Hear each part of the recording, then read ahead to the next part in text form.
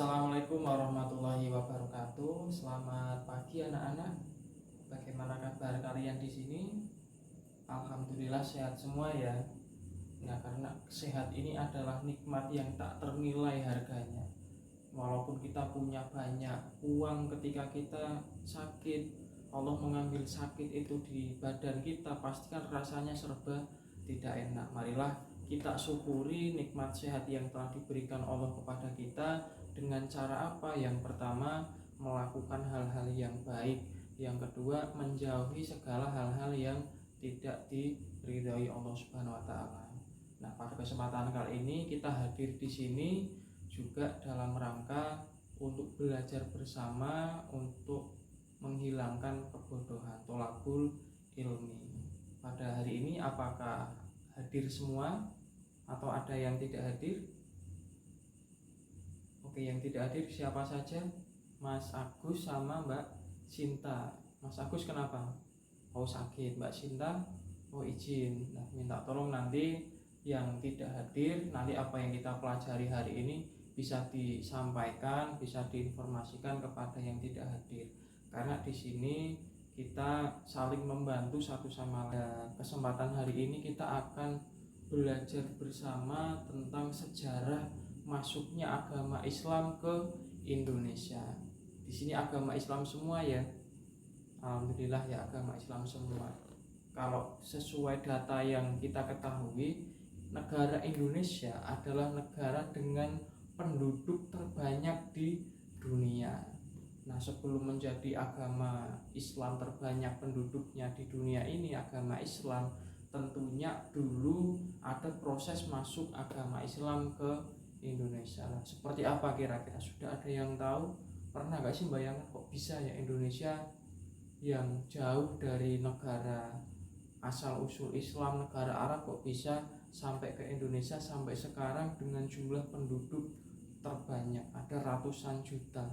Nah, ini tentu Islam ini adalah sesuatu nikmat yang paling harus kita syukuri. Di antara banyak sekali manusia, kita adalah orang-orang terpilih dari Allah untuk beragama Islam. Nah, kira-kira bagaimana cara masuk agama Islam ke Indonesia? Ternyata ada banyak pendapat yang mempelajari tentang sejarah itu. Ada yang mengatakan Islam itu datang dari Arab langsung, ada yang dari India, dari Cina, dari Persia, dan lain sebagainya. Kenapa ada perbedaan-perbedaan ini? Karena orang-orang pada zaman dulu itu meneliti tentang sejarah.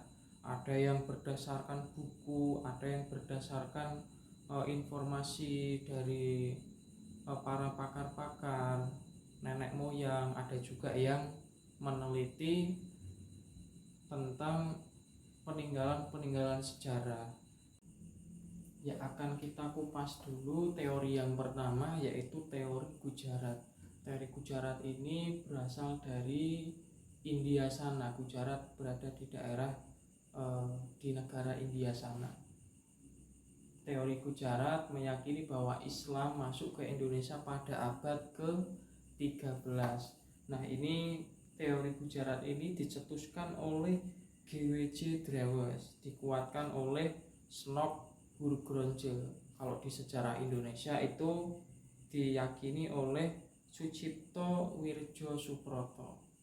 Nah, pada teori ini menjelaskan bahwasanya Islam masuk ke Indonesia berasal dari Gujarat, dari India, melalui jalur perdagangan. Kalau duluan seseorang melakukan perjalanan itu untuk melakukan perdagangan, baik untuk menjual maupun untuk membeli. Lah, dari India sana dekat dengan Arab, yang mana mungkin dari Arab sana singgah dulu ketika melakukan perjalanan ke India, ke daerah Gujarat. Kemudian orang-orang Gujarat melakukan perdagangan masuk ke Indonesia melalui Selat Malaka. Selat Malaka ya kalau dulu satu-satunya selat yang paling mudah untuk dilalui. Kalau mungkin lewat daerah lain bisa, tapi harus muter terlebih dahulu lah. Selat Malaka ini menjadi titik bertemunya orang-orang dari seluruh dunia.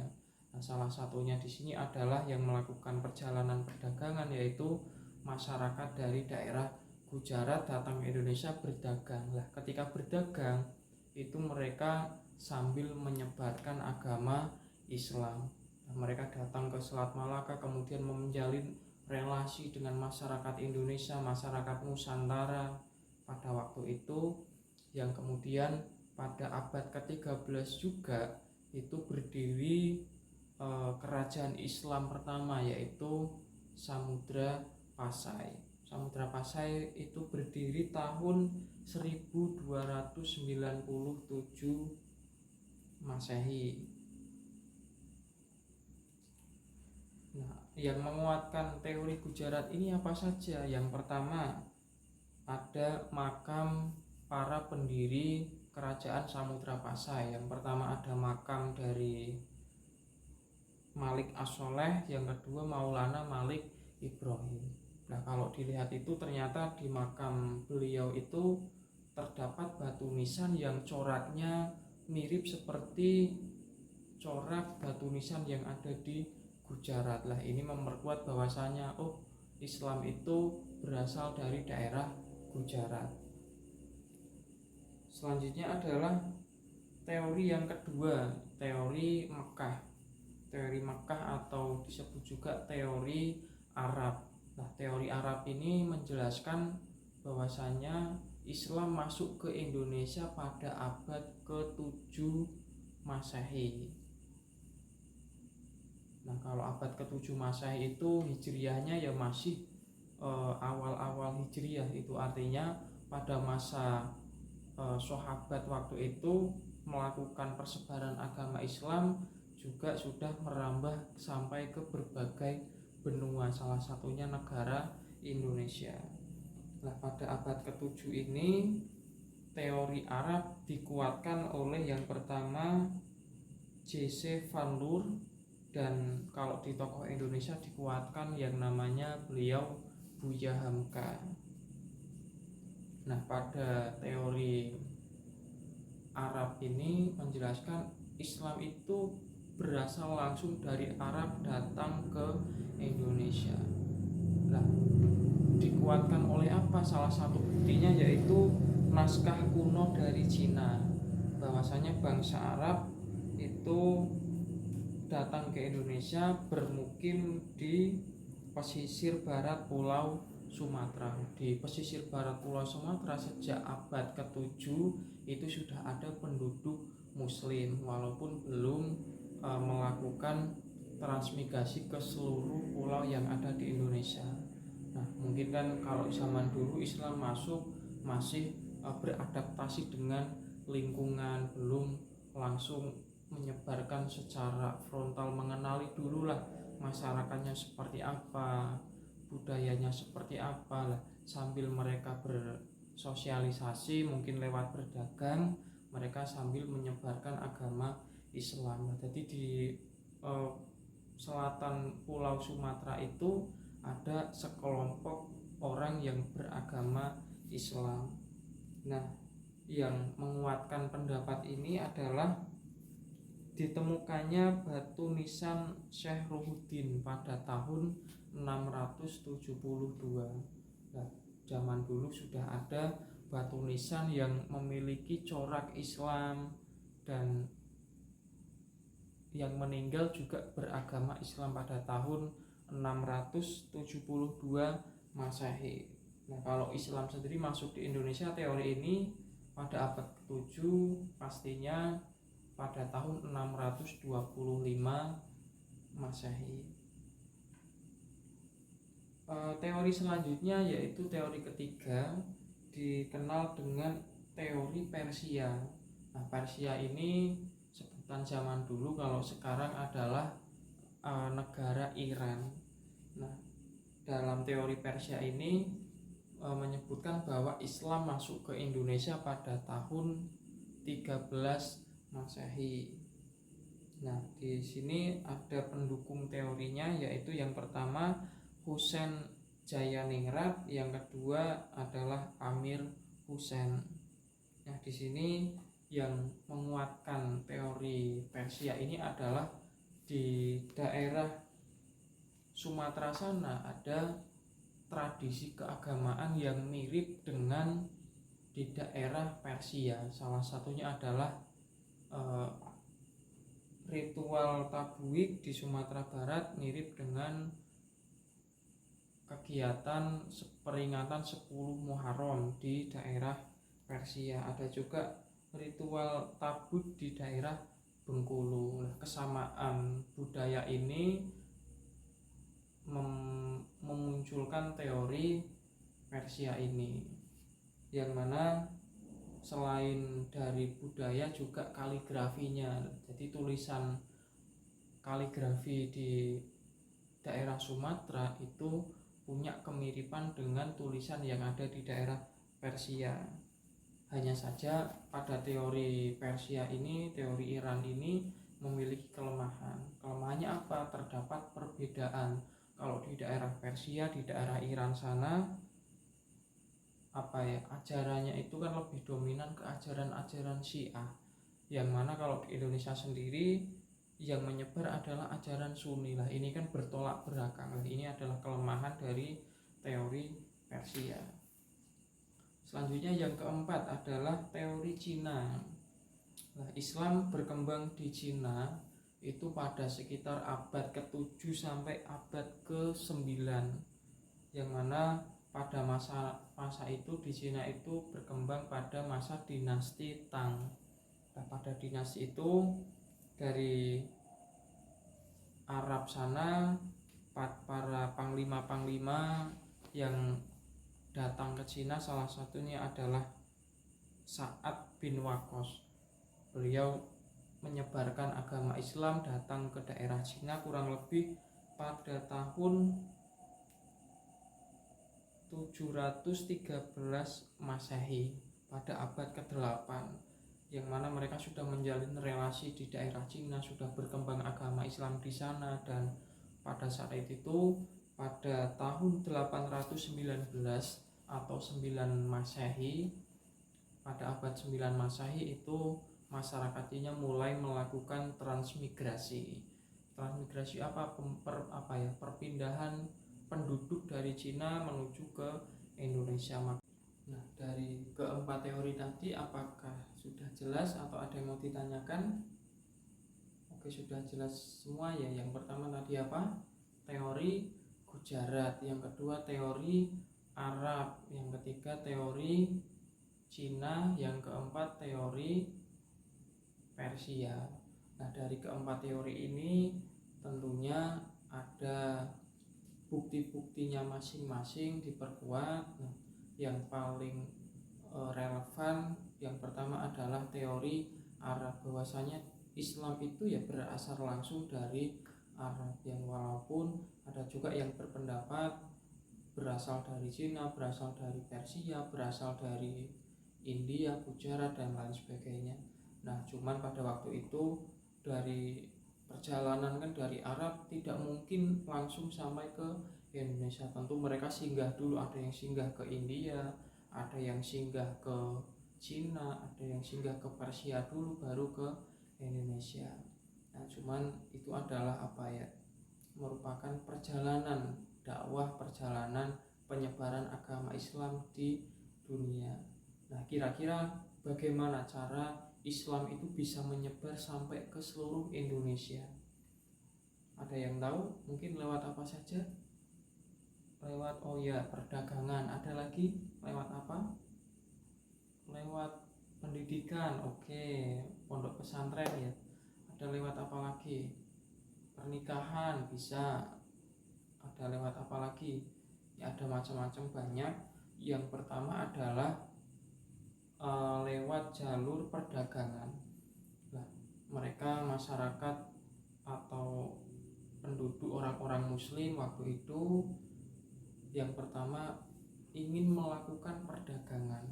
Salah satunya mereka datang ke Indonesia. Nah, sambil mereka berdagang itu mereka sambil mensyiarkan agama Islam, entah secara langsung maupun secara tidak langsung. Secara langsung berarti mereka menyampaikan dakwah. cara yang secara tidak langsung bisa lewat akhlak mereka, tingkah laku. Kok tingkah lakunya baik ya, orangnya jujur, orangnya ramah, kemudian mereka mulai tertarik dengan agama Islam. Mulai dari perdagangan sambil miras-mirus berdakwah menyebarkan agama Islam. Yang kedua, memang bukan untuk berdagang, tapi mereka punya misi memang untuk berdakwah. Dari sana sudah perembukan bagaimana nih kita menyebarkan agama Islam sampai ke seluruh dunia.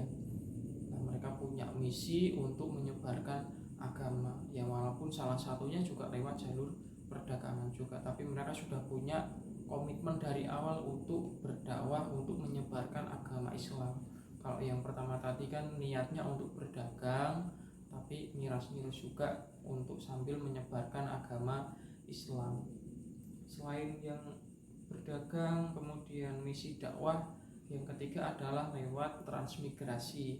Kalau tadi kan dari Cina, masyarakat muslimnya sudah banyak, kemudian melakukan perpindahan penduduk ke Indonesia. Ya, ini merupakan persebaran agama Islam. Yang selanjutnya adalah dengan cara pernikahan. Nah, berarti orang-orang dari sana itu kan banyak, kalau dari Arab itu saudagar muslim, mereka orang tergolong orang-orang yang mampu. Nah, setelah menjalin relasi, mereka bertemu dengan masyarakat Indonesia. Selanjutnya mereka menjalin hubungan, kemudian menikah, punya anak, anaknya punya anak lagi, punya cucu dan lain sebagainya.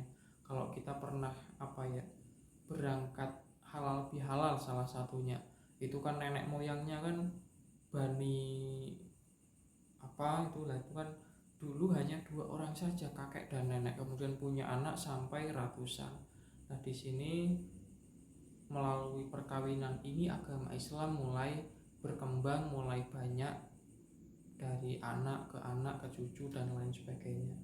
Kemudian cara penyebaran Islam yang lain adalah lewat pondok pesantren. Kalau dulu pendidikan di Indonesia itu masih sangat minim lah, agama Islam hadir sebagai solusi pendidikan pada waktu itu dengan cara mendirikan pondok pesantren bagi siapa saja yang ingin masuk Islam, ingin belajar dari agama Islam itu punya tempat belajar yang kita kenal dengan pondok pesantren. Ada juga cara persebaran yang lain adalah dari cara politik.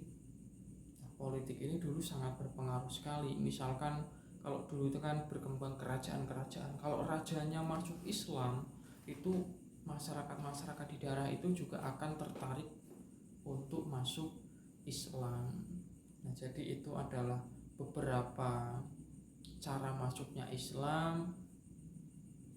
Mereka bergaul dengan masyarakat Islam, belajar dengan budaya-budaya yang ada di Indonesia, kemudian mereka melakukan akulturasi budaya Indonesianya tetap, tapi coraknya diganti dengan corak yang lebih Islami. Contohnya kalau dulu wayang, di dalam wayang itu skenarionya isinya menjelaskan tentang agama Islam.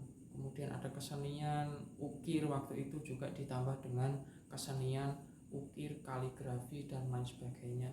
Indonesia itu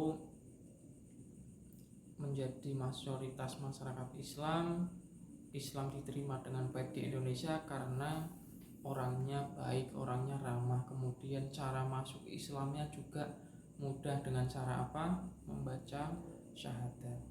Dan selanjutnya juga di Islam, agama Islam tidak mengenal yang namanya kasta, semuanya sama, entah dari golongan kaya, miskin, orang berkulit hitam, berkulit putih, dari suku manapun. Agama Islam menganggap semuanya sama. Yang membedakan adalah standar ketakwaan dari setiap manusia.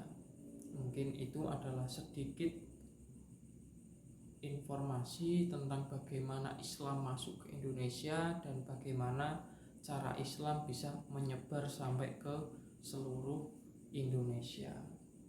Nah, semoga dengan kita mengetahui sejarah masuk Islam ke Indonesia juga menambah keinginan kita untuk senantiasa menyampaikan hal-hal baik tentang agama Islam, baik dakwah secara langsung maupun secara tidak langsung. Dan di pertemuan yang ke depan kita akan belajar penyebaran agama Islam yang dilakukan oleh Wali Songo. Nah, silakan teman-teman semua bisa belajar di rumah, bisa mempersiapkan diri. Di pertemuan besok kita akan bertemu lagi membahas tentang sejarah persebaran agama Islam di Indonesia yang dilakukan oleh Wali Songo. Ya, demikian yang dapat Bapak sampaikan, semoga dapat bermanfaat. Kurang lebihnya mohon maaf. Wassalamualaikum warahmatullahi wabarakatuh.